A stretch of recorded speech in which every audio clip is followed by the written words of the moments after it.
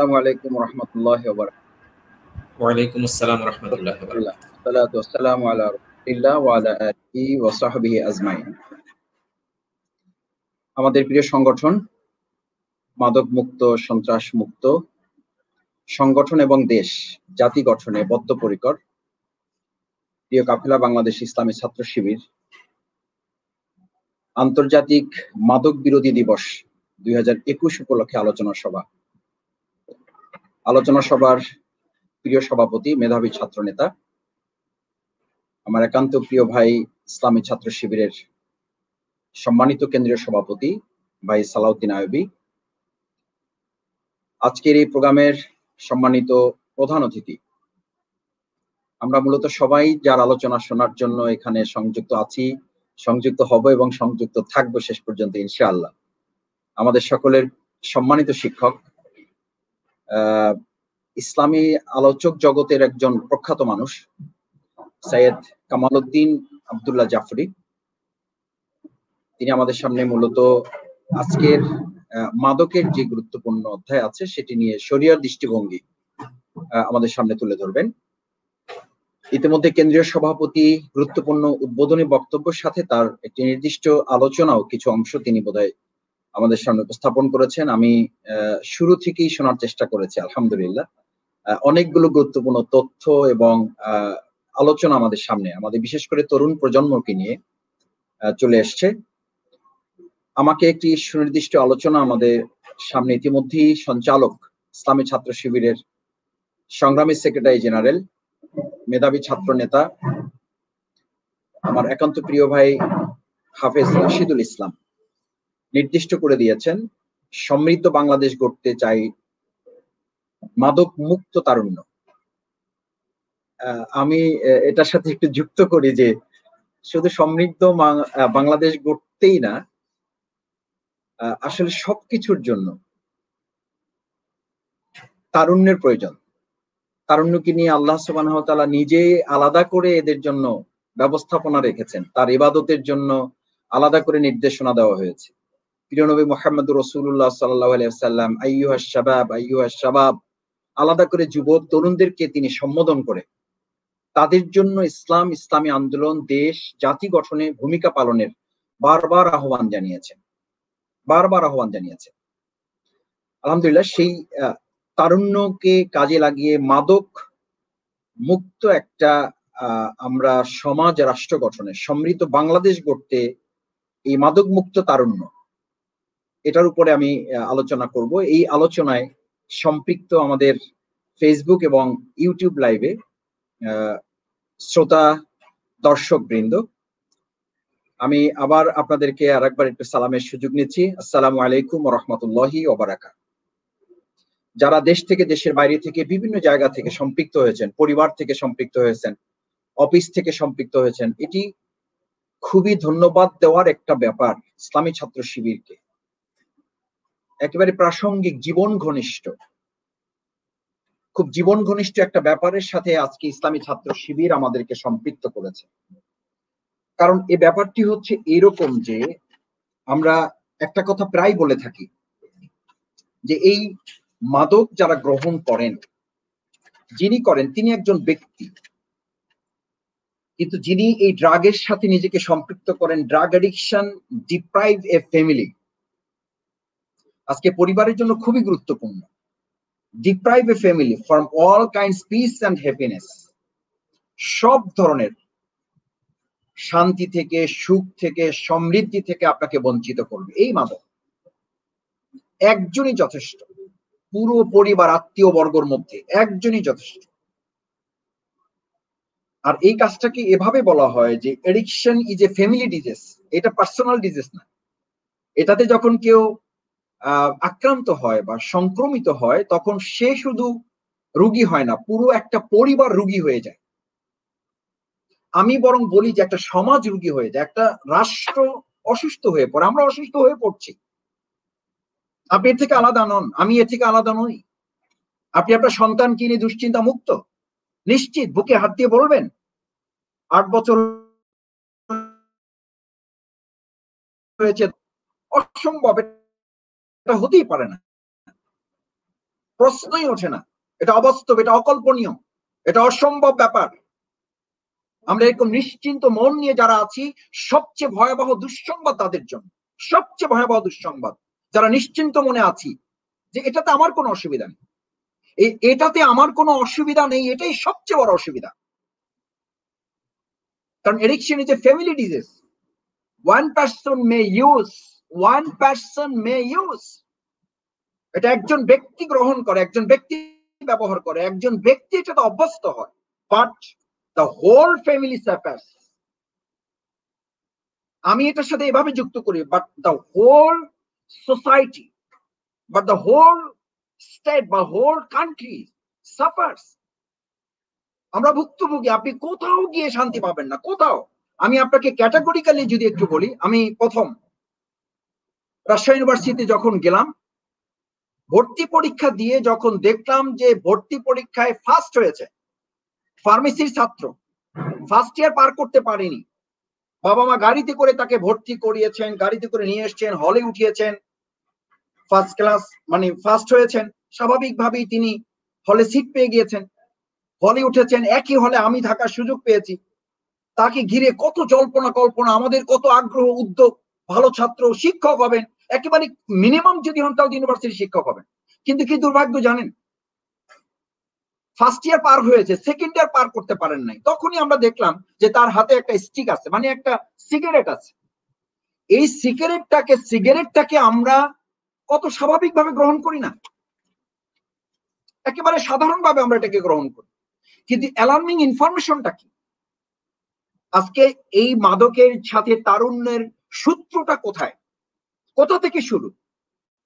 যেই সিগারেটের সাথে আমরা খুব স্বাভাবিক জীবন যাপন করছি, স্বাভাবিক জীবনযাপন প্রকাশ্যে বিক্রি হচ্ছে, এটার মধ্যে এখন স্মার্টনেসও ডেভেলপ করছে, এটার সাথে স্মার্টনেসও এখন রিলেট করছে।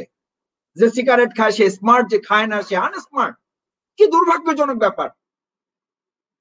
আমাদের সেই ছাত্র বন্ধু, আমাদের এক সময় সেকেন্ড ইয়ার পার করে থার্ড ইয়ার আর পার করা সম্ভব হয়নি। তার হাত হলুদ হয়ে যাচ্ছে, চোখ হলুদ হয়ে যাচ্ছে, ঠোঁট হলুদ হয়ে যাচ্ছে, শুকিয়ে যাচ্ছে। কি ব্যাপার? আমরা কথা বলা শুরু করলাম, জানার চেষ্টা করলাম, বুঝতে পারলাম যে মাদকাসক্তির যারা এডিক্টেড হয়ে যায় তাদের 98% হচ্ছে ধূমপায়ী থেকে তাদের সূত্রপাত। এই ধূমপায়ীদের মধ্যে 50% আছে যারা নানা ধরনের অপরাধের সাথে জড়িত হয়ে পড়ে। সে স্বাভাবিক কর্মকাণ্ড করে না, কারণ তার তো সর্বপ্রথম সংক্রমণ হয় তার মস্তিষ্কে। তার মস্তিষ্ক তো নিষ্ক্রিয় হয়ে যায়, এটা পজিটিভ ওয়ার্ক করে না, এটা নেগেটিভ ওয়ার্ক করে। এই নেগেটিভ ওয়ার্কে যখন আপনার মস্তিষ্কটা কাজ করে, সেটার ব্যাপারে দেখেন বিজ্ঞানের থিওরি, ইসলাম তো আছেই, বিজ্ঞানের থিওরিটা কি? সিগারেটের এই যে একটা অ্যাকশন, এটাকে বলা হয় যে 2.5 গুণ বেশি পরিমাণ নিকোটিন, 10 গুণ বেশি কার্বন মনোক্সাইড, যেটা আমাদের মস্তিষ্ককে বিকৃতি ঘটায়, 25 গুণ বেশি টান এবং 125 গুণ বেশি ধোঁয়া সরবরাহ। এরকম একটি সীসা, যেই সীসাগুলো এখন হোটেল, মোটেল এবং কোন কোন ক্ষেত্রে ব্যক্তিগত পারিবারিক আয়োজনে এগুলো এখন পাওয়া যাচ্ছে, যেগুলো 100টা সিগারেটের সমান। আমরা খুব দুর্ভাগ্যের সাথে লক্ষ্য করেছি তার থার্ড ইয়ার আর অতিক্রম করা সম্ভব হয়নি। ইউনিভার্সিটিতে আমরা ছাত্রদের পক্ষে কথা বলা, সত্য প্রতিষ্ঠা, ন্যায়ের পক্ষে কথা বলতে গিয়ে যখন গ্রেপ্তার হয়ে ইউনিভার্সিটি থেকে, আমরা ইউনিভার্সিটিতে মজা করে বলতাম আমাদের তখন 10টি হল ছিল, আমাদের আরেকটি হল ছিল, 11টি হল বলতাম আমরা। আমাদের এই 10টি হলের একটি হলে মাঝে মধ্যে থাকতাম, আর ওই হলে আমরা থাকতাম হলো জেলখানা। প্রশাসন আমাদেরকে মাঝে মধ্যে সেখানে নিয়ে যেত, আমাদের থাকতে হতো, পড়াশোনা করতে হতো। জেলখানায় গেলাম, জেলখানায় যাওয়ার পর হঠাৎ করে জেলখানার যিনি সুপার আছেন তিনি আমাদেরকে একদিন দেখা করতে এসছেন। ফাইল হয়েছে, ফাইলে আমাদেরকে আলাদা করে ডেকেছেন। কি ব্যাপার? বিশ্ববিদ্যালয়ের একজন শিক্ষক তাকে ফোন করেছেন, ইসলামী ছাত্র শিবিরে কিছু ছেলে জেলখানাতে আছে, আমারও একটা ছেলে জেলখানায় আছে, কিশোর ওয়ার্ডে তাকে রাখা হয়েছে। কিশোর ওয়ার্ডে আমি একদিন এক রাত থাকার সুযোগ পেয়েছি। আমার চেহারা সুরত দেখে তাদের মনে হয়নি যে ইউনিভার্সিটির এই বয়সে পেয়েছে, সুতরাং আমাকে কিশোর ওয়ার্ডে রাখা হয়েছে। আমি সেই ইউনিভার্সিটি শিক্ষকের ছেলের সাথে এক রাত পার করেছি, আলাদা হয়ে গেছি। সুপার আমাদেরকে ডেকে বললেন যে তোমাদের সাথে আমাদের এই শিক্ষকের ছেলেকে রাখার জন্য একটু আমাকে অনুরোধ করা হয়েছে। কারণ হচ্ছে তোমরা সম্ভবত তার বাসায় একদিন গিয়েছিলে কিছু কোরআন, কিছু ইসলামী হাদিস সাহিত্য কেনার জন্য। সেদিন শিক্ষক তোমাদেরকে বের করে দিয়েছিলেন, তার সে আফসোস দুঃখবোধটা আছে। সেই দুঃখবোধ নিয়ে তিনি আজকে তার যে ছেলে, যাকে সে ডাক্তারি পড়াবার জন্য মেডিকেলে ভর্তি করিয়েছেন, ঈদের আগের রাতে বাবার কাছে এসে হোস্টেল থেকে বুকে ছুরি ধরেছে। এই তরুণ সন্তান এই শৈশবের কৈশোর পার হয়ে কেবল তরুণ, এখন তারুণ্যে পাও রাখতে পারেনি, যা ডাক্তার হয়ে ছুরি দিয়ে অপারেশন করার কথা, সেই ছুরি নিয়ে এসে বাবার বুকে ধরে বলেছে আগামীকাল ঈদ উদযাপনে আমার 1 লক্ষ টাকা দরকার। এর আগের ইতিহাস আর বলছি না, সেই 1 লক্ষ টাকা দিতে হবে, না হলে তার বুকে ছুরি চালিয়ে তাকে হত্যা করা হবে। বাধ্য হয়ে সে প্রলোভন দেখিয়ে বলেছে চলো অমুক জায়গায় টাকা আছে, নিয়ে আসতে হবে। সেই টাকার প্রলোভন দেখিয়ে তাকে থানায় নিজ দায়িত্বে বাবা হিসাবে সন্তান, একমাত্র সন্তান, তার আরেকটি মাত্র মেয়ে আমেরিকায় থাকে, তাকে থানায় সুপুর্দ করেছে পুলিশের হাতে। যতদিন পর্যন্ত আমার এই সন্তান মাদক মুক্ত না হচ্ছে ততক্ষণ পর্যন্ত আমি তাকে জামিন করাবো না। আপনারা জানেন যে পারিবারিক ভাবে এরকম একটি বিধান বা সিস্টেম, মামলায় সেখান থেকে জামিন করানো যায় না। আমাদের কাছে বলা হয়েছে, রাখা হয়েছে,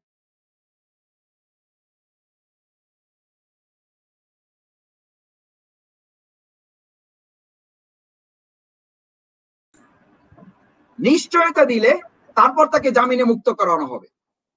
দেখুন, আর একটা তথ্য বলি আপনাদের, মজার তথ্য। যে জেলখানাকে বলা হয়, আমরা যেটাকে বলি সংশোধনাগার, এটাকে জেলখানা বলি না আমরা, বিদেশে উন্নত রাষ্ট্রগুলোতে এটাকে সংশোধনাগার বলা হয়। সেই সংশোধনাগারে আলহামদুলিল্লাহ আল্লাহ তাআলার দয়া যে ওখানে বেশ কিছুদিন থাকার সুযোগ পেয়েছি। গারদে থেকেছি, কোর্টে যাওয়া আসার গাড়িতে থেকেছি, জেলখানার হসপিটালগুলোতে থেকেছি। কি দুর্ভাগ্য দেখুন, যেখানে আমাদের এই ক্রিমিনাল গুলোকে ধরে জেলখানায় ঢুকানো হয় মাদকাসক্তের কারণে, মাদক বিক্রির কারণে, মাদক ক্রয়ের কারণে, তারা নির্বিঘ্নে গিয়ে জেলখানায় সেই কাজগুলো অবলীলায় করে বেড়াচ্ছে। জেলখানার গাড়িতে যখন প্রিজন ভ্যানে ওঠে তখন সে বলে এটা হচ্ছে নিরাপদ জায়গা, এখানে আর গ্রেফতারের কোনো ভয় নাই। এবং আমাদেরকে তারা বলে নেয় একটা জেলখানার প্রিজন ভ্যানে যখন 50, 60, 70 জন, যেখানে থাকার কথা 15 জন, সেখানে সে এক কর্নারে বসে 4 জন 5 জন মিলে ওখানে কে বা কারা তাকে দিয়েছে আপনি বলুন। আমি প্রশাসনের সমস্ত কর্তা ব্যক্তিদেরকে অপরাধী করছি না, কিন্তু এই 2-4 জন ব্যক্তির সহযোগিতা যদি না পায় তাহলে প্রিজন ভ্যানে করে একজন আসামি সে কি করে ওখানে মাদক খায়? সে আমাদেরকে বলে, আমাদেরকে আগে ঘোষণা করে নেয় যে দেখেন ভালো মানুষ তো জেলখানে আসেন, আমরা সবাই অপরাধী, উই অল আর ক্রিমিনালস, সুতরাং এখানে কেউ ভালো মানুষ সাজার চেষ্টা করবেন না, আমরা এখন একটু উৎসব করবো, একটু আমেজ করবো, তাদেরকে খেতে অনুমতি দিতে হবে। আমরা কি করব, অসহায় গাড়িতে, ঠিক আছে ভাই খান, বাট পাশে বসে খান, খায়। এরপরে খেতে খেতে এমন পর্যায়ে পৌঁছায় যে হঠাৎ অনেকদিন পর পেয়েছে হয়তো, এমন খায় যে খেতে খেতে ওখানে বমি করে ফেলে, অসুস্থ হয়ে যায়, বেহুশ হয়ে পড়ে, গিয়ে হসপিটালে, মানে জেলখানায় গিয়ে তাকে হসপিটালে ভর্তি করানো হচ্ছে। কি দুর্ভাগ্যজনক। আমি হসপিটালে জেলখানায় কিছুদিন থাকতে হয়েছে প্রশাসনের ব্যবহারের, অমায়িক ব্যবহারের ফলশ্রুতি হিসাবে হসপিটালে থাকতে হয়েছে। যখন চিকিৎসাধীন ছিলাম, চিকিৎসাধীন অবস্থায় রাত বিরাতে হঠাৎ করে 12টা, 1টা, 2টায়, 3টায় দেখতাম যে হাত কেটে, পা কেটে, নিজের গাল কেটে, ঠোঁট কেটে, গলার এই অংশ কেটে তারপরে চলে আসছে, কারারক্ষী নিয়ে আসছে। কি ব্যাপার? জেলখানার ভিতরে তো এরকম মারামারি, কাটাকাটি, রক্তারক্তি হওয়ার কথা না, এটা তো নিরাপদ জায়গা, এটা তো সবচেয়ে একটা নিরাপদ আশ্রয়, এখানে এটা হলো কেন? বলে যে ভাই সে নিজে নিজে করেছে, কিছু নেই তার কাছে, তার যে প্লেট সেই প্লেটকে সিমেন্টের সাথে ঘষে ধারালো করে তারপর এটা করেছে। কেন করেছে? হয় তাকে মাদক দিতে হবে, না হলে সে আত্মহত্যা করবে। কতখানি ভয়ঙ্কর হলে এটা করা সম্ভব, কতখানি ভয়ঙ্কর। কোর্টে আমরা হাজিরা দিতে যেতাম, কোর্টের কারণগুলো প্রশাসনের কাছে আছে এগুলো। আমরা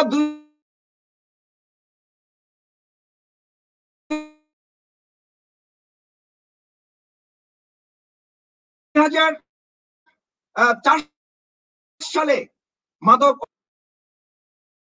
আমি মনে থাকার কথা, আমরা একজন মন্ত্রীর কাছে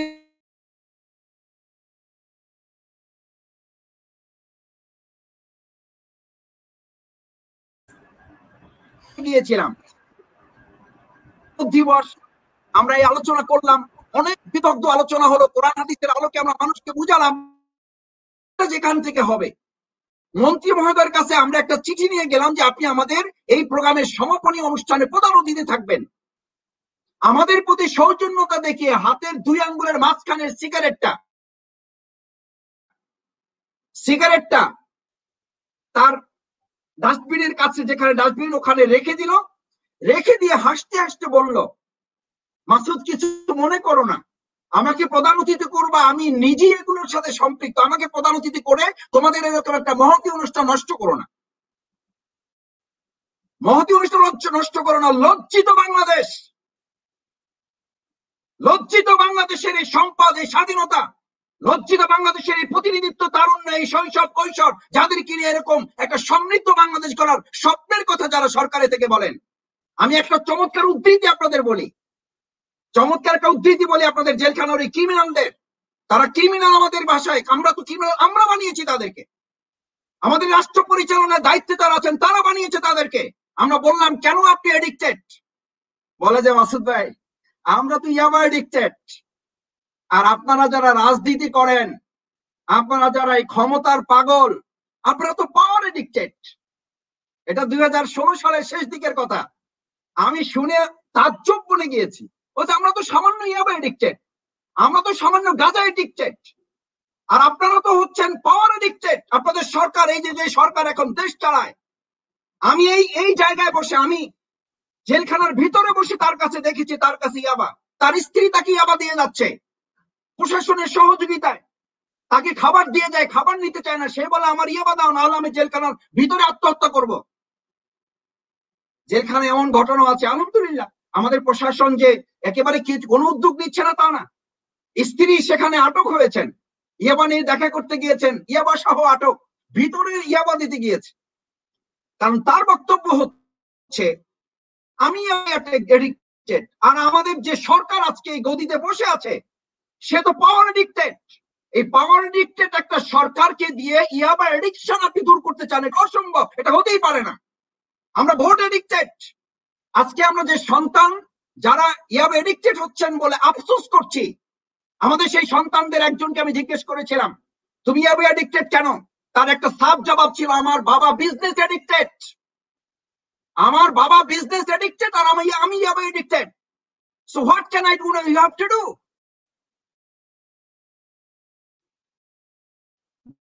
আমার কোনো চিন্তা নাই, আমার কোনো ভাবনা নাই, আমার নৈতিকতা নিয়ে, আমার দুনিয়া নিয়ে, আমার পরকাল নিয়ে তার কোনো চিন্তা নাই। রাত ফেরেন, আমার সাথে তার দেখা হয় সপ্তাহে মাসে 1-2 বার। আমার মা বাইরে কাজ, আমার মা ওয়ার্ক এডিক্টেড। খুব সুন্দর জবাব না? আপনি জবাবের প্রতি উত্তর কি দেবেন তাকে? সেই সমাজ ব্যবস্থায় আমাদেরকে দেখুন, আমাদের একটা অধিদপ্তর আছে, মাদক অধিদপ্তর, 1990 সালে প্রতিষ্ঠিত হয়ে তারা মৌলিকভাবে 3টা কাজের টার্গেট নির্ধারণ করেছে। টার্গেটটা দেখেন, টার্গেটেই যদি ওই যে আমাদের শহীদ আব্দুল কাদের মোল্লা ভাই একটা কথা বলতেন যে মাসুদ তুমি যদি নদী বা খাল পার হতে গিয়ে টার্গেটই যদি নাও যে কোনোভাবে শুকনায় পড়বা আর কি, তাহলে তুমি যে 1 হাত পানিতে পড়বা তাতে কোনো সন্দেহ নেই, কোনো সন্দেহ নাই তুমি পানিতে পড়বা।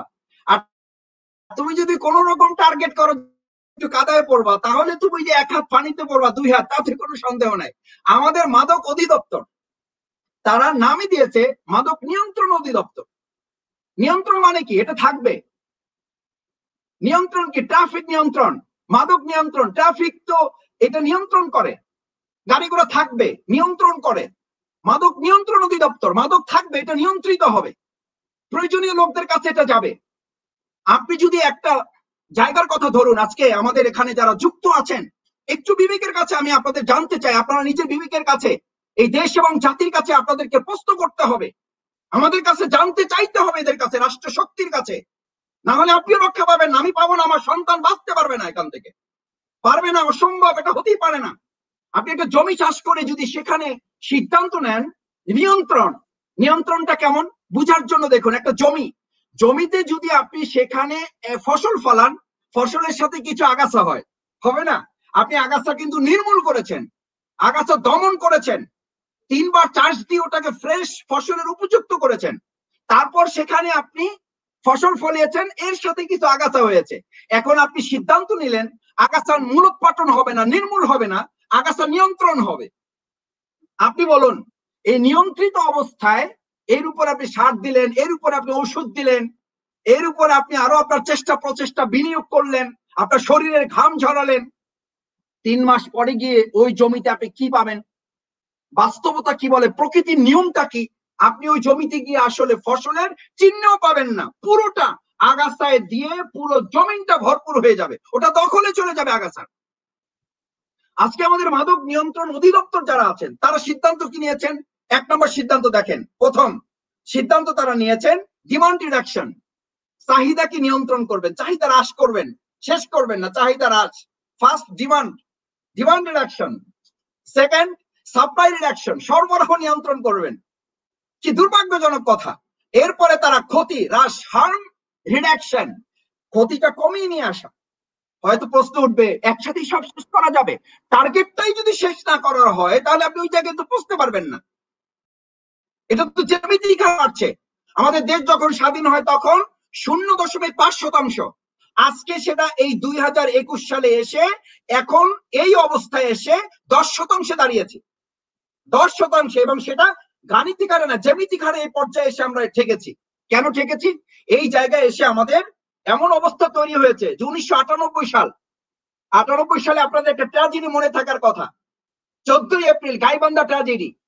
এবং এখানে একটা মজার ব্যাপার আছে যে শুধু মাদকই নাই, মাদককে আবার ভেজাল যুক্ত মাদক, যে ভেজাল যুক্ত মাদক খেয়ে আপনি প্রায় শুনবেন অমুক জায়গায় অনুষ্ঠান করতে গিয়ে বৈশাখী পহেলা বৈশাখ উৎসব, অমুক উৎসব তমুক উৎসব করতে গিয়ে সেখানে আমাদের এক হিসাবে সরকারি হিসাবে 47 জন মারা গেছে, 150-র অধিক, কার্যকর কোনো ব্যবস্থা নেওয়া হয় নাই। ওই এলাকাবাসী, গাইবান্ধার এলাকাবাসী তখন উত্তাল আন্দোলন শুরু করে, একজন ব্যক্তিকে গ্রেফতার করা হয়। এটা খুব রাজনৈতিক ইস্যু না, আমি আপনাদের বিনয়ের সাথে বলি, এটা রাজনৈতিক ইস্যু নয়। তখন একজন ব্যক্তিকে গ্রেফতার করা হয়, সেই ব্যক্তির নাম ছিল রবীন্দ্রনাথ সরকার, তাকে থানায় নেওয়া হয়। পত্রিকার পাতা খুললে এখনো আপনি পাবেন, তাকে থানায় নেওয়া হয়।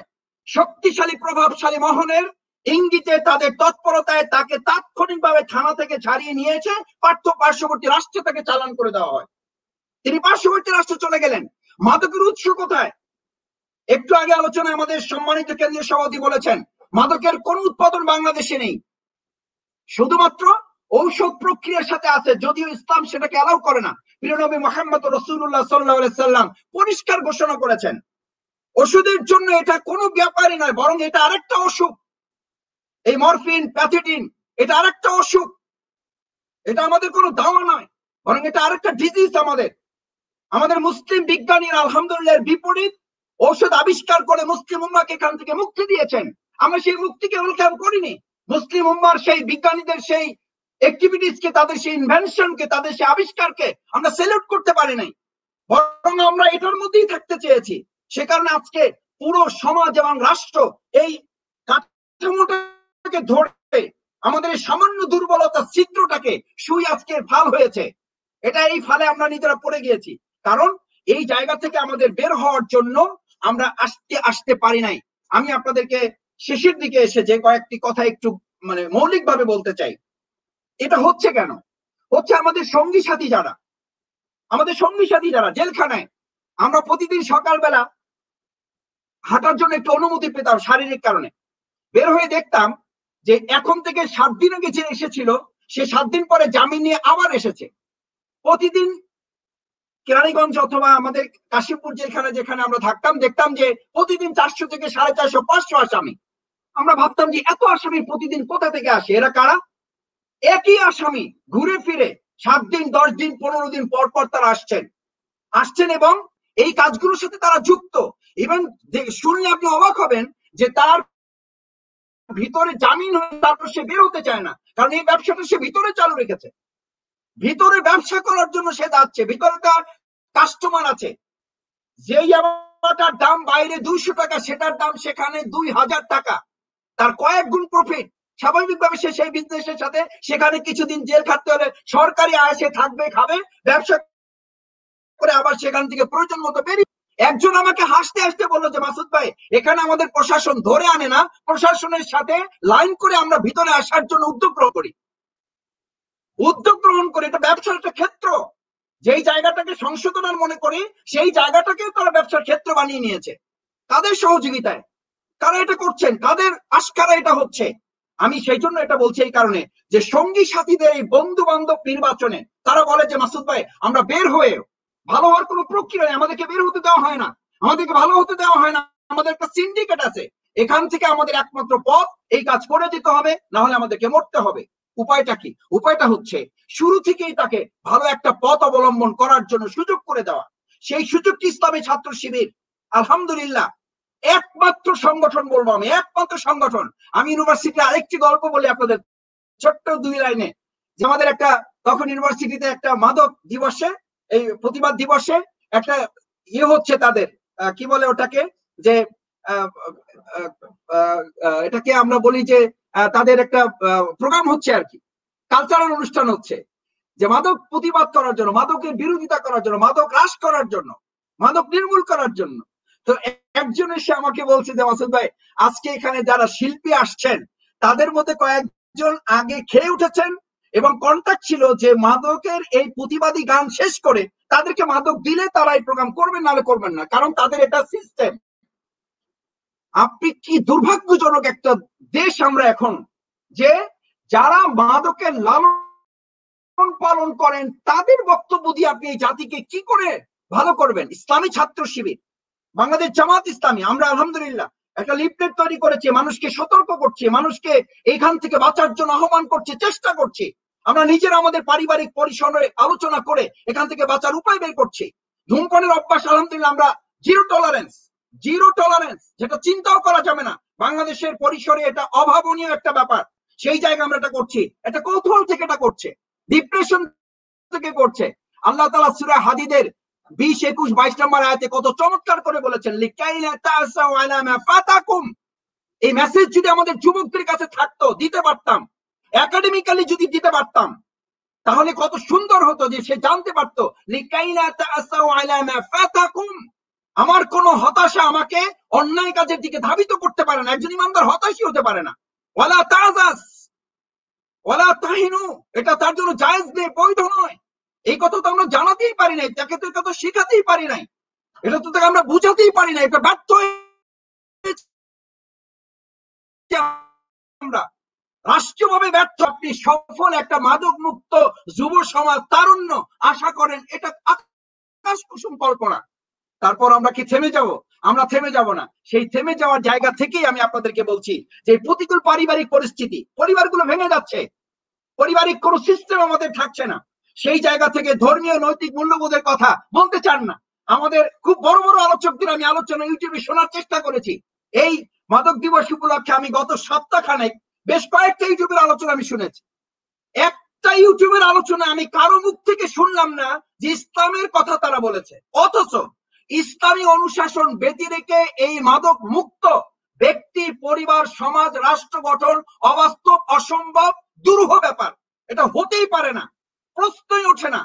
একাডেমিক্যালি যদি তাকে ইসলামী অনুশাসন মেনে চলার জন্য প্রস্তুত না করা হয়, তাহলে এটা সে কখনোই এই বাস্তবতা সে মেনে নেবে না। কারণ তাকে তো পাহারাদারি করবেন আপনি বেডরুমে না, তার বেডরুমে পাহারাদারি তো ইয়া আইয়ুহাল ইনসান মা গররাকা বিরাব্বিকাল কারীম, তোমার এই ধ্বংসের যথাকলে মহান প্রভু থেকে তোমাকে কে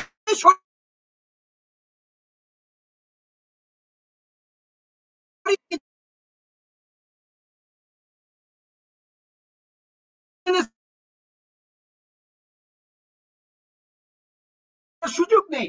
পরকালীন চিন্তায় যদি তার মধ্যে না থাকে, জবাবদিহিতা যদি তার মধ্যে না থাকে, দুনিয়ার কল্যাণ পরকালীন মুক্তির চিন্তা যদি তার মধ্যে জাগ্রত না হয়, এটা অসম্ভব। শিক্ষা কার্যক্রমে, আমাদের শিক্ষা কার্যক্রমে কি আছে? আমাদের শিক্ষা কার্যক্রমে আছে সুদ কষা, আমাদের শিক্ষা কার্যক্রমে আছে চোনাটুনির গল্প, আমাদের শিক্ষা কার্যক্রমে আছে কি? আমাদের শিক্ষা আছে কত টাকার সাথে কত দুধের সাথে পানি মিলালে লাভ হবে।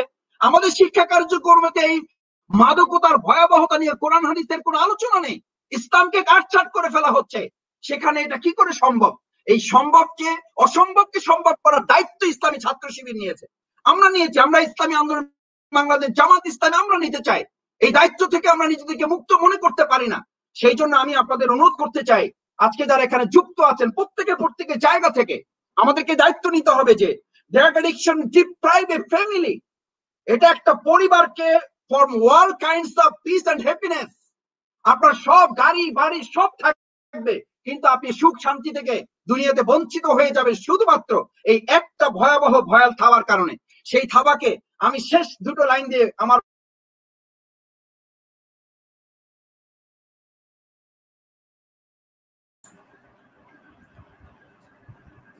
মোহতারাম, আপনাকে আমরা শুনতে পাচ্ছি না সম্ভবত। একজন ইমামকে জিজ্ঞেস করা হয়েছিল, হুজুর আপনি ইলিশ মাছটা এরকম পাগড়ি দিয়ে পেঁচিয়ে তারপরে রাস্তা পার হচ্ছেন কেন? তো হুজুরে বলেছিল, আমাকে হয় জিকিরে ব্যস্ত থাকতে হবে, না হলে ইলিশ মাছের দাম বলতে ব্যস্ত থাকতে হবে। আমি চিন্তা করে সিদ্ধান্ত নিয়েছি যে ইলিশ মাছের দাম বলায় ব্যস্ত থেকে আমার দুনিয়া পরকাল বরবাদ না করে ইলিশ মাছ দিয়ে যদি পাগড়িটা দিয়ে ইলিশ মাছটা পেঁচিয়ে রাখলে আমার পাগড়িটা একটু আপাতত নষ্ট হবে, বাট আমার ইমানটা ঠিক থাকবে। আমার একটা কাজে তো আমার পাগলামি, আমার ম্যাডনেস, আমার পাগলামিটা তো এক জায়গায় রাখতে হবে। ইব্রাহিম আদমের কথা আপনারা জানেন, তাকে জিজ্ঞেস করা হয়েছিল আপনি পাগলামি করছেন কেন? বলছে যে গোটা পৃথিবীর সমস্ত মানুষই কোনো না কিছু পাগল, আমি চারটা জিনিসের পাগল হয়ে তোমাদের কাছে আবির্ভূত হয়েছে এই কারণে যাতে তোমরা দুনিয়ার পাগলামি থেকে বাঁচতে পারো। তখন সে খুব উদ্বেগের সাথে উৎকণ্ঠার সাথে চারটা পাগলামির কথা তাদেরকে তুলে ধরেছিল, যে আমার পাগলামি হচ্ছে বলখের রাজা আপনারা জানেন ইব্রাহিম আদম, সে রাজ্য ছেড়ে দিনের বেলা মরুভূমিতে থাকতো, রাত্রিবেলা জঙ্গলে থাকতো, এবং তাকে জিজ্ঞেস করলে বলতো ফালা আদরি মা যা ইউখাতিবুনি, ফালা আদরি মা যা ইউখাতিবুনি। আমার পাগলামিটা, আমার ম্যাডনেস, আমার আসক্তিটা হচ্ছে আমি জানি না আমার যখন মৃত্যুর সময় আসবে ফেরেশতা আমাকে কি বলে সম্বোধন করবে, আমাকে কি পাপাত্মা নাকি পুণ্যাত্মা বলে সম্বোধন করবে, আমাকে পাপিষ্ঠ বলে নাকি পুণ্যবান বলে সম্বোধন করবে, যার উপর ভিত্তি করে আমার জান্নাত জাহান্নাম নির্ধারিত হবে। আমি সেটা নিয়ে আসক্তিতে আছি। আমার দ্বিতীয় আসক্তি আছে ফালা আদরি উজিবু আম লা উজিব, আমি জানি না আমার যখন মৃত্যু হবে, আমাকে যখন কবরে রাখা হবে, তখন আমাকে যে প্রশ্ন করা হবে সেই প্রশ্নের জবাব দিতে আমার মহান আল্লাহ আমাকে সাহায্য করবেন, আমি কি তার জবাব দিতে পারবো? আমার আসক্তিটা হচ্ছে তাই নিয়ে। তোমার রাজ্য দিয়ে কি করব? তুমি রাজ্য নিয়ে আসক্তিতে আসো, আমি আমার এই প্রশ্নের উত্তর নিয়ে আসক্তিতে আসি। আমার 3 নম্বর আসক্তি হচ্ছে ফালা আদরি মিন আইয়িল ফারিকাইন, কিয়ামতের দিন দুটো সারি হবে, দুটো মিছিল, দুটো রাস্তা হবে। এক রাস্তার মানুষদেরকে ফাআম্মা মান উতিয়া কিতাবাহু বিয়ামিনিহি, তার আমলনামা ডান হাতে দেওয়া হবে, আরেক দলকে তার আমলনামা বাম হাতে দেওয়া হবে। আমি জানি না আমাকে কোন কাতারে শামিল করা হবে। সুতরাং আমি কি করে এই আসক্তি থেকে মুক্তি পাবো, এই দুশ্চিন্তা থেকে আমি মুক্ত হব, আমি টেনশন ফ্রি হয়ে কি করে স্বাভাবিক জীবন যাপন করব? আমি তো এটা নিয়ে ম্যাডনেস অবস্থায় আছি, এটা নিয়ে পাগল অবস্থায় আছি। আমাকে তোমরা পাগল বলতে পারো, কোনো অসুবিধা নেই, কারণ তিনি তখন রাসূল সাল্লাল্লাহু আলাইহি ওয়াসাল্লামের হাদিসটি উল্লেখ করেছেন, আকসারু যাকারাল্লাহ হাত্তা ইয়াকুলু মাজদুন, হাত্তা ইয়াকুলু মাজদুন। আজকে পরিবারের সদস্যবৃন্দ যারা যুক্ত আছেন, বিনয়ের সাথে অনুরোধ করতে চাই, আপনার সন্তানকে ইসলামের পাগল বানান, আপনার সন্তানকে পরকালের পাগল বানান, আপনার সন্তানকে জান্নাতের পাগল বানান, আপনার সন্তানকে ইসলাম প্রতিষ্ঠার পাগল বানান। না হলে সে ফেসবুকের পাগল হবে, না হলে সে দুনিয়ার পাগল হবে, না হলে সে নারীর গাড়ি বাড়ির পাগল হবে, না হলে সেই মদ জুয়া গাজার পাগল হবে। কোনো না কিছু পাগল সে হবেই, কারণ মানুষের মধ্যে একটা পাগলামি আছে। এই পাগলামিটাকে ডাইভার্ট করাই হচ্ছে আপনার দায়িত্ব, আমার দায়িত্ব, তাকে কোথাও এনগেজ করা। আপনি এটাকে ইংরেজিতে যখন আমাদেরকে বলেন, তখন আমরা এটাকে স্বাভাবিকভাবে নেই। স্বাভাবিকভাবে কিভাবে নেই? An idle brain is the evil's workshop. An idle brain is the devil's workshop. এটা তো শয়তানের কারখানা। তো আপনি এই শয়তানের কারখানা থেকে বের করে তাকে তো ভালো মানুষের কারখানায় পরিণত করতে হবে। সেটার উদ্যোগ কি আছে আমার? পারিবারিক ভাবে আমার কি উদ্যোগ আছে, সামাজিক ভাবে আমার কি উদ্যোগ আছে, প্রাতিষ্ঠানিক ভাবে আমার কি উদ্যোগ আছে, রাষ্ট্রীয় ভাবে আমার কি উদ্যোগ আছে? যখন এই ব্রেনটাকে আপনি খালি হতে দিচ্ছেন, সেখানে কোনো কিছুতে সে স্থান দখল করেছে। আজকে সামাজিক যোগাযোগ মাধ্যম, এটা তো বলা হয়ে থাকে এখন বিজ্ঞানীরা, চিকিৎসা বিজ্ঞানীরা বলেন 3 কেজি আফিম এক জায়গায় রাখলে জানা হবে। শুধু সামাজিক যোগাযোগ মাধ্যম আমাদের সন্তানদেরকে 3 কেজি আফিম তাকে যতখানি আসক্তিতে শেষ পর্যায়ে নিয়ে যায়, তার চেয়ে অধিক মাত্রায় সংক্রমিত করে এবং ধ্বংসের অতল গহ্বরে তাকে তলিয়ে দিতে সক্ষম। সেই আফিমের চেয়ে ধ্বংসাত্মক সামাজিক যোগাযোগ মাধ্যম, ডিভাইসের আসক্তি আমাদের প্রজন্মকে আজকে শেষ করে ফেলছে। মা বাবার সাথে সন্তানের সম্পর্ক ছিন্ন, স্ত্রী স্বামীর সম্পর্ক ছিন্ন, বাবা মা আজকে সন্তানের হাত থেকে আলাদা হয়ে যাচ্ছে। আজকে এই আসক্তিতে পড়া একজন সন্তানকে বাবা 20,000 টাকা দিয়ে খুন করিয়েছে, গত 3 দিন আগের পত্রিকার রিপোর্ট। এই বছরে শুধু 300 বাবা মাকে খুন করা হয়েছে এই সমস্ত আসক্তিতে পড়ে। সন্তানরা তার বাবা মাকে হত্যা করেছে। প্রস্তুতি গ্রহণ করুন বাবা মায়েরা, প্রস্তুতি গ্রহণ করুন নিজ সন্তানের হাতে খুন হওয়ার জন্য। যদি এখান থেকে মুক্তি চান, বাবা মা হত্যা করছে সন্তানকে, স্ত্রী হত্যা করছে স্বামীকে, স্বামী খুন করাচ্ছে তার স্ত্রীকে, এই আসক্তি থেকে বাঁচার জন্য অথবা বাঁচানোর জন্য, কারণ তার হাতে আর কোনো পথ নেই। আসুন আমরা আমাদের এই ভয়াল এক চিত্রের বর্ণনা যখন শুনছি, মুক্তির উপায় কি? মুক্তির উপায় একমাত্র গ্যারান্টি হচ্ছে গুড প্যারেন্টার্স। গুড প্যারেন্টার্স আমাদের পারিবারিক পরিমণ্ডলে নিজেদের একটা পরিসর গড়ে তোলা, ডেভেলপিং হাই মোরাল ভ্যালুস। এটা ছাড়া কোনো উপায় নেই। A man with career without character is more dangerous than a lion. আজকে সবচেয়ে উচ্চ শিক্ষিতরা, বিশ্ববিদ্যালয়গুলো হচ্ছে ড্রাগের সবচেয়ে বড় আখড়া। আমাদের গত 3 বছরের পত্রিকা রিপোর্টে দেখা যায় যে 2000 পিস, 3000 পিস একজন ছাত্র তাকে পিস নিয়ে ইয়াবা পিস নিয়ে সে আটক। তার মানে কি এই 2000 পিস কি সে খাওয়ার জন্য কিনেছে? সে শুধু খায় না, সে বিক্রি করে, সে অন্যের কাছে পৌঁছায়। আল্লাহ রাসূল সাল্লাল্লাহু আলাইহি সাল্লাম এই ইয়াবা, এই মাদকের সাথে 10 শ্রেণীর ব্যক্তিকে জাহান্নামী বলেছেন। কেন? কারণ এটার সাথে দূর থেকেও তারা সম্পৃক্ত থাকবেন। তাদেরকে আল্লাহ রাসূল সাল্লাল্লাহু আলাইহি ওয়াসাল্লাম সতর্কর অংশ হিসাবে এই গুরুত্বপূর্ণ নসিহত পেশ করেছেন। সুতরাং আমাদের দায়িত্ব হচ্ছে ডেভেলপিং হাই মোরাল ভ্যালুস। যদি এটা আপনি না করতে পারেন, আমরা যদি শুধু তাকে ক্যারিয়ার সম্পন্ন করি, এ ম্যান উইথ ক্যারিয়ার, আজকে পাশ্চাত্য সভ্যতার দাবি, পাশ্চাত্য সভ্যতার স্লোগান এটা, a man with career is without character.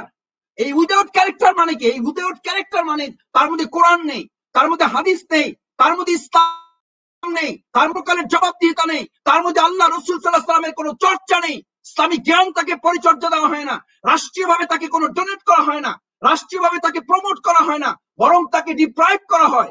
সেরকম একটা রাষ্ট্রে আপনি কি করে আশা করেন যে আমাদের এরকম তরুণ প্রজন্ম হবে? ক্লোজ গাইডেন্স, আমাদের একদম কাছে থেকে তাদেরকে মনিটরিং করা, এর সাথে practising religion to fill up spiritual needs. আমাদের এই আধ্যাত্মিক জায়গাগুলোতে স্পিরিচুয়াল পাওয়ার ডেভেলপ করার ক্ষেত্রে তাদের কাছাকাছি আমাদের পৌঁছতে না পারলে এই তারুণ্য আমরা তৈরি করতে পারবো না। এর সাথে অ্যাওয়ারনেস অ্যাবাউট প্রেশার, আমরা যে এই মানে একজন আরেকজনকে সচেতন করা, এই জায়গাটা আমাদের গ্রোয়িং চিলড্রেন একেবারে শৈশব থেকে আমাদেরকে তাদের টার্গেট নিয়ে কাজ করা। আলহামদুলিল্লাহ ইসলামী ছাত্র শিবির সেই কাজ করছে। অভিভাবক মন্ডলী যারা যুক্ত আছেন, আমাদের তরুণ সন্তান যারা যুক্ত আছেন, আমাদের শৈশব কৈশোরের ছোট্ট সোনামণিরা এখানে যারা যুক্ত হয়েছে, স্কুল কলেজ গোয়িং ইউনিভার্সিটি, তোমাদের মাথায় রাখতে হবে চকলেটের মতো করে আগামী দিনে 5 টাকা 10 টাকা দামে তোমাদের হাতে পকেটে পৌঁছে দেওয়া হবে। অনলাইনে আজকে এলএসডি এগুলো আমাদের হাতে পৌঁছে দেওয়া হচ্ছে, আহ্বান জানানো হচ্ছে অমুক জায়গায় গোপনে। আগে প্রকাশ্যে এগুলো লজ্জা আমরা করতে পারতাম না, এখন তুমি ঘরে বসে এগুলো পেয়ে যাবে। দরজা আটকানো অবস্থায় দরজার নিচ দিয়ে তোমার কাছে পৌঁছে দেওয়া হবে। এত সহজলভ্য এই জগতে বেঁচে থাকার একমাত্র পথই হচ্ছে আমার কাছে আমার আল্লাহর জবাবদিহিতা। দুনিয়ার সময় আমার এই কলবের নফস, আমার নফস যদি নষ্ট হয়ে যায়, সবচেয়ে বড় ক্ষতিকর দিক হচ্ছে এটা আমাকে শেষ করে দেয়, আমার ব্রেনটাকে নিষ্ক্রিয় করে দেয়, আমাকে বিকলাঙ্গ করে দেবে, আমাকে পুরুষত্বহীন করে ফেলবে, আমার সমস্ত শারীরিক চাহিদাকে বিনষ্ট করে ফেলবে, পরিবার ব্যবস্থা ভেঙে যাবে, স্বামী স্ত্রী হক আদায় করতে পারবে না, স্ত্রী স্বামী সম্পর্ক রক্ষা করতে পারবে না। এরকম দুনিয়ার স্বার্থ চিন্তা করে পরকালীন মুক্তির নিশ্চয়তা নিজের কাছে নিজেদের তৈরি করার জন্য এই কার্যকরী উদ্যোগ যদি তাদের মধ্যে তৈরি করা যায়, তাহলেই কেবলমাত্র গুড কমিউনিকেশন, আমরা তাদের সাথে তাদের সম্পর্ক তৈরি করে তাদেরকে এগিয়ে নিয়ে আসতে পারলেই কেবলমাত্র আমরা পারবো এরকম মাদক মুক্ত তারুণ্য, আর সেই মাদক মুক্ত তারুণ্য দিয়ে একটা সমৃদ্ধ বাংলাদেশ গড়তে আলহামদুলিল্লাহ আমি নিশ্চিত, যেহেতু সমৃদ্ধ ইসলামী ছাত্র শিবির আমরা গড়তে পেরেছি, মাদক মুক্ত করে একটা সমৃদ্ধ ইসলামী ছাত্র শিবির তৈরি হয়েছে, মাদক মুক্ত করে একটা তারুণ্যের জায়গা বাংলাদেশ জামাত ইসলামী যেহেতু তৈরি করতে পেরেছে, ইনশাআল্লাহ আল্লাহর উপরে ভরসা করে আমরা আপনাদেরকে এই কমিটমেন্ট দিচ্ছি, আপনাদের সাহায্য সহযোগিতা এবং সব ধরনের দোয়া ভালোবাসা আন্তরিকতা নিয়ে আগামী দিনে আমরা মাদক মুক্ত একটা বাংলাদেশ গড়ে সমৃদ্ধ একটা বাংলাদেশও আমরা করতে পারবো। সেই প্রত্যাশায় আপনাদের সামগ্রিক দোয়া ভালোবাসা আন্তরিকতা এবং সহযোগিতা কামনা করে যারা এই দীর্ঘ সময় কথা শুনেছেন তাদের সবাইকে ধন্যবাদ এবং কৃতজ্ঞতা জানিয়ে আমার শ্রদ্ধেয় শিক্ষক সম্মানিত কামালউদ্দিন জাফরি হুজুর যুক্ত হয়েছেন অনেক আগে, আমি সময় নিয়েছি, আন্তরিকভাবে দুঃখ প্রকাশ করতে ক্ষমা সুন্দর দৃষ্টিতে দেখবেন। প্রিয় কেন্দ্রীয় সভাপতি, প্রিয় সেক্রেটারি জেনারেল এবং আমাদের সম্মানিত দর্শক শ্রোতা যারা এতক্ষণ ধরে লাইভে যুক্ত আছেন তাদের সবাইকে আবার আন্তরিক সালাম এবং শ্রদ্ধা জানিয়ে আমি আমার কথা এখানে শেষ করছি। ওয়াখির দাওয়ানা আলহামদুলিল্লাহি রাব্বিল আলামিন। আসসালামু আলাইকুম ওয়া রাহমাতুল্লাহি ওয়া বারাকাতুহু।